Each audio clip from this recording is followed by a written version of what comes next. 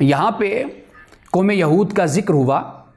اب جیسے میں نے آپ کو بتا دیا کہ ان کے اندر یہ خرابیاں پیدا ہوئی، اور وہ جو تباہی اور بربادی اور جو زوال قوم یہود پر آیا، اس کی وجہ شرک بھی ہے، اس کی وجہ باہمی مناقشہ و انتشار بھی ہے، فرقہ واریت بھی ہے۔ ان میں بھی بڑے فرقے تھے۔ اس فرقے کی بنیاد پر جب وہ آپس میں کمزور ہوتے تھے، اس کمزوری کے بعد پھر کیا ہوتا تھا؟ ان پر دوسری قومیں، دشمن، وہ ان پر حملہ کرتے تھے، پھر ان کو کمزور کر دیا کرتے تھے۔ ان کے اندر فرقہ واریت تھی، ان کے اندر نسل پرستی تھی۔ نسل پرستی کیا تھی وہ میں آپ کو آگے جا کر بتاؤں گا۔ جھوٹی تسلیاں اور وعدے، جیسے آج مسلمان، خاص طور پر پاکستانی، ایسی باتیں سننے کو ملتی ہیں، ایسے واعظین ہیں اور اچھے بھلے دانشور لوگ، ان کے منہ سے جب ایسی باتیں سنتے ہیں تو بندہ حیران ہوتا ہے کہ یہ لوگ کیا بات کر رہے ہیں۔ اللہ سبحانہ و تعالیٰ نے قوم یہود کی بھی یہی جھوٹی تسلیاں اور یہی باتیں تھیں، اور یہی عقائد تھے، اور یہی باتیں انہوں نے گھڑ رکھی تھیں اپنے بارے میں کہ ہمیں کبھی زوال نہیں ہونا، ہم اسی طرح قائم اور دائم رہیں گے، ہم اللہ کے بڑے پسندیدہ ہیں، اللہ کے محبوب ہیں، اور اللہ کی ہم کے عبد ہیں، اللہ کے ہم بندے ہیں، اس کے بیٹے ہیں۔ پتہ نہیں کیا کچھ انہوں نے اپنے بارے میں گھڑ رکھا تھا۔ قرآن پاک نے واضح طور پر کیٹیگوریکلی قرآن نے اس کو رد کیا ہے۔ وہ میں آگے جا کر آپ کو ان حوالوں کے ساتھ بات کروں گا کہ قرآن اس بارے میں کیا کہتا ہے۔ سب سے پہلے تو میں یہ چاہوں گا کہ آپ کو میں یہ بتاؤں کہ قوم یہود، قرآن بتاتا ہے کہ قوم یہود پہ 2 تباہیاں آئی تھیں۔ ویسے تو بڑی تباہیاں آئیں، لیکن یہ 2 تباہیاں ایسی تھیں۔ ایک تو حضرت داؤد علیہ السلام سے تقریباً یعنی پہلی تباہی 400 سال کے بعد آئی، یعنی حضرت مسیح علیہ السلام کے زمانے سے 600 سال پہلے، اور دوسری تباہی آئی حضرت مسیح علیہ السلام سے 70 سال بعد۔ اب یہ تو تباہیاں آئیں۔ اب ذرا قرآن مجید ہم پڑھتے ہیں، آپ دیکھیں گے کہ کس طرح اللہ سبحانہ و تعالیٰ نے یہاں پر قوم یہود کو جھنجھوڑ کر یہ بتایا کہ جب تم نے نافرمانی کی، تم نے معصیت کی، تم نسل پرستی کا شکار ہوئے، جب افتراق و انتشار کا شکار ہوئے، جب فرقہ واریت کا شکار ہوئے، جب تم نے خود کو جھوٹی تسلیوں میں اور اپنے وعدوں میں اپنے آپ کو تم نے گھیر لیا، اس وقت تمہارے ساتھ کیا ہوا؟ اور اگر تم نے اس وقت بھی اپنے آپ کو تبدیل کیا، تم بدلے، تو دیکھو اللہ تعالیٰ نے پھر تم پر انعام و اکرام کیا۔ اب یہ مقام ہے، سورت بنی اسرائیل ہے، قرآن مجید کی 17ویں سورت ہے، اور اس کی آیت نمبر 4، 5، 6، 7، 8، 9، 10 یہ آیات ہیں۔ اب دیکھیے اللہ پاک کیا فرماتا ہے، وَقَدَيْنَا إِلَىٰ بَنِي إِسْرَائِيلَ، کہ ہم نے بنی اسرائیل کو کتاب میں یہ بتا دیا تھا، لَتُفْسِدُنَّ فِي الْأَرْضِ مَرَّتَيْنِ، کہ تم زمین میں 2 مرتبہ فساد کرو گے، وَلَتَعْلُنَّ عُلُوًّا كَبِيرًا، اور بہت زبردست قسم کے تم تباہیاں لاؤ گے، زیادتیاں کرو گے، ظلم کرو گے۔ فَإِذَا جَاءَ وَعْدُ أُولَاهُمَا بَعَثْنَا عَلَيْكُمْ عِبَادًا لَنَا أُولِي بَأْسٍ شَدِيدٍ فَجَاسُوا خِلَالَ الدِّيَارِ، اور پھر ان 2 وعدوں میں سے جو پہلا وعدہ آیا تو بَعَثْنَا عَلَيْكُمْ عِبَادًا لَنَا، تو ہم نے تم پر اپنے بندوں کو بھیجا۔ یہ بندے کون تھے؟ أُولِي بَأْسٍ شَدِيدٍ، یہ بڑے مضبوط طاقتور لوگ تھے۔ اب اللہ نے کہا عباد، ہمارے بندے، حالانکہ یہ کوئی عبادت گزار بندے نہیں تھے، لیکن اللہ سبحانہ و تعالیٰ نے سختی کرنے والے، حملہ کرنے والوں کی برائی نہیں کی۔ اللہ تعالیٰ نے قوم یہود کو جگایا، بیدار کیا، دیکھو کہ تمہاری خرابیوں کی وجہ سے یہ نوبت آئی کہ انہوں نے تم پر حملہ کیا۔ یعنی اس سے اشارہ اس بات کی طرف ہو گیا کہ دوسری قوموں کا شکوہ اور شکایت کرنے کے بجائے، دشمن پر اعتراض کرنے کے بجائے، اپنے گریبان میں جھانک کر دیکھو کہ تم میں کیا خرابیاں پیدا ہوئی۔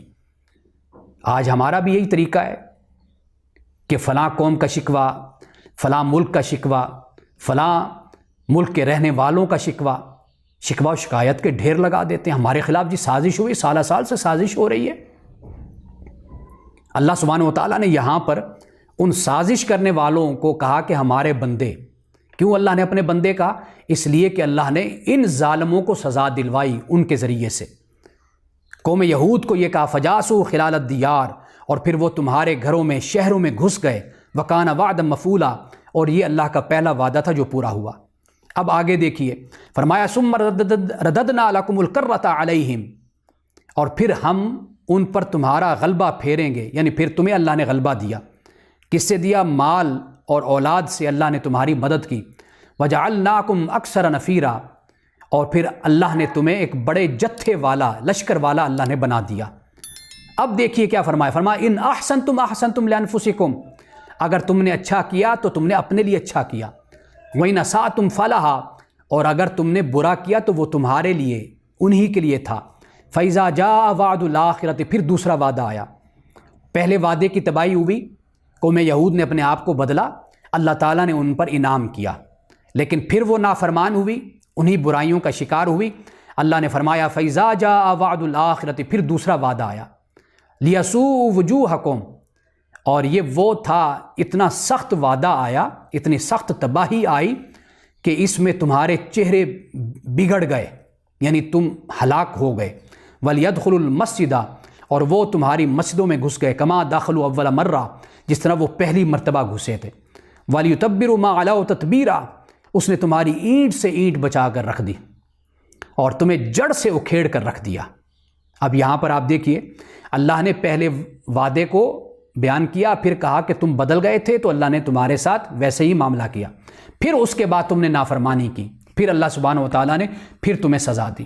اب جو دوسری بار قتل عام ہوا تھا، اس میں تقریباً 1,33,000 آدمی مارا گیا تھا اور 67,000 آدمی گرفتار ہوا تھا، اور یہی لوگ تھے حضرت مسیح علیہ السلام کے دور میں ہی حضرت یحییٰ کو انہوں نے قتل کیا تھا، کئی انبیاء کا انہوں نے قتل کیا۔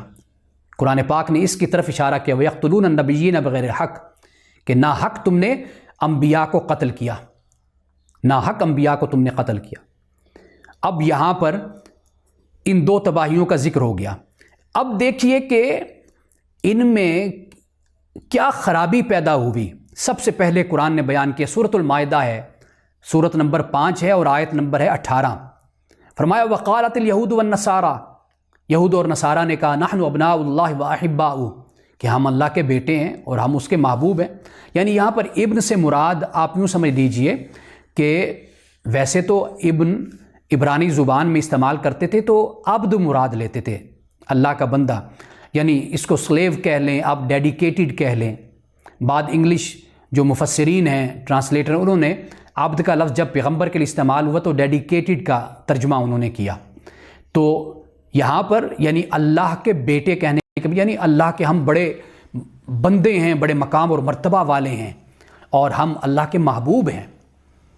اللہ نے فرمایا قل، اے نبی آپ کہہ دیجئے، فَلِمَ يُعَذِّبُكُمْ بِذُنُوبِكُمْ، تو تم اللہ کے اگر اتنے ہی محبوب تھے تو پھر اللہ تعالیٰ نے تمہیں تمہارے گناہوں کی وجہ سے تمہیں عذاب کیوں دیا تھا؟ بل انتم بشر ممن خلق، بلکہ تم بشر ہو کہ اللہ نے اسی طرح جس طرح دوسری مخلوق کو پیدا کیا تمہیں بھی پیدا کیا ہے۔ یغفر لمن یشاء، وہ جس کے لیے چاہتا ہے معافی دیتا ہے، جسے ویعذب من یشاء، اور جسے چاہتا ہے وہ عذاب دیتا ہے۔ اب یہ آیت بھی کافی حد تک ہم لوگوں کو پریشان کرتی ہے، یہ مقام کہ جب اللہ خود ہی مغفرت بھی کر دیتا ہے اور عذاب بھی دیتا ہے تو پھر بندے کے اختیار میں تو کچھ نہ ہوا۔ یہ ایک ترجمہ ہے، لیکن یہ بات دو حوالوں سے یاد رکھیے۔ ایک یہ ہے کہ اللہ سبحانہ وتعالیٰ کا قانون مشیت ہے، اللہ تعالیٰ چاہتا ہے کہ میرا بندہ اس طرح زندگی گزارے۔ ایک تو قانون مشیت کے تحت وہ سزا دیتا ہے، قانون مشیت کے تحت وہ مغفرت دیتا ہے۔ یعنی قانون مشیت اس کی یہ ہے کہ وہ کسی پر راستوں کو بند نہیں کرتا، کوئی اچھائی کی راہ پر چلے تو چلتا رہے، اللہ تعالیٰ اس کو معاف کرے گا۔ جو برائی کے راستے پر چلے گا، اللہ تعالیٰ برائی کے راستوں کو بھی تنگ نہیں کرتا، کسی کو مجبور نہیں کرتا کہ وہ برائی کے راستے پر نہ چلے، یہ قانون مشیت ہے۔ لیکن میں ایک اور طریقے سے اس پر سوچتا ہوں، اور بحمد اللہ تعالیٰ قرآن کے مطالعے اور پڑھنے سے بہت سی باتیں واضح ہو جاتی ہیں، انسان کو سمجھ آتی ہیں۔ اس مقام پر اس پہلو سے بھی اس کو سمجھا جا سکتا ہے کہ اللہ سبحانہ وتعالیٰ اپنے کلی اختیار کو اور اپنے اختیار کے کمال کو بیان کرتا ہے۔ یعنی ایک شخص جب گناہ کر رہا ہوتا ہے تو وہ یہی خیال کر کے گناہ کر رہا ہوتا ہے۔ یعنی جب ہم یہود و نصارہ کی بات کرتے ہیں وہ یہی ہوتا ہے کہ اللہ سبحانہ وتعالیٰ کے اختیار میں شاید یہ چیز نہیں ہے کہ میں گناہ اگر کر رہا ہوں تو ٹھیک ہے، وہ کون سا مجھ سے پوچھے گا، مجھے پکڑے گا۔ اسی طرح جو شخص نیکی کر رہا ہوتا ہے اس کے بھی گمان میں کہیں یہ بات نہ ہو کہ پتہ نہیں مجھے اس کا کوئی اجر اور ثواب ملے گا یا نہیں ملے گا۔ مجھے اس کا بدلہ کوئی ملے گا نہیں ملے گا۔ اللہ سبحانہ و تعالیٰ نے یہاں پر اس بات کو واضح کر دیا کہ فرمایا کہ مجھے تم محدود نہ سمجھو، مجبور نہ سمجھو۔ میں وہ ذات ہوں کہ میں جسے چاہوں، جس کے لیے چاہوں مغفرت کروں اور جسے چاہوں میں عذاب دوں۔ یعنی میرے اختیارات کو تم محدود تصور نہ کرو، یہ نہ سمجھو کہ میرا کوئی اختیار نہیں ہے، میں کسی نافرمان کو، سرکش کو سزا نہیں دے سکتا، یا وہ شخص کے جو نیکی کرنے والا ہے اس کو میں بدلہ دینے میں کوئی پابند ہوں۔ نہیں، ایسا نہیں ہے۔ فرمایا میں جو چاہوں میں کرتا ہوں۔ ان ربک فعال لما یرید، میرا اختیار محدود نہیں ہے۔ تو یہاں پر اس بات کو بیان کیا، وَلِلَّهِ مُلْكُ السَّمَاوَاتِ وَالْأَرْضِ، اور اللہ ہی کی ملکیت ہے آسمان اور زمین، وَمَا بَيْنَهُمَا، اور جو ان کے درمیان ہے، وَإِلَيْهِ الْمَصِيرُ، اور اسی کی طرف ہی پلٹ کر جانا ہے۔ یہ جو میں نے ابھی حوالہ دیا یہ سورۃ المائدہ آیت نمبر 18 ہے۔